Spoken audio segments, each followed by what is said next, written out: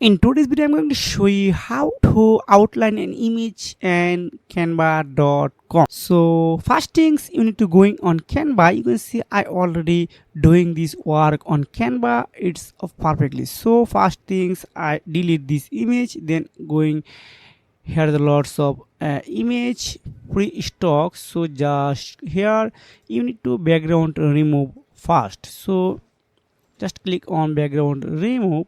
Once you have done it, just go to edit option, then going on effect section, then click on shadows, then going on glow, then you need to just change your color. Here is the default black, so I convert it yellow color.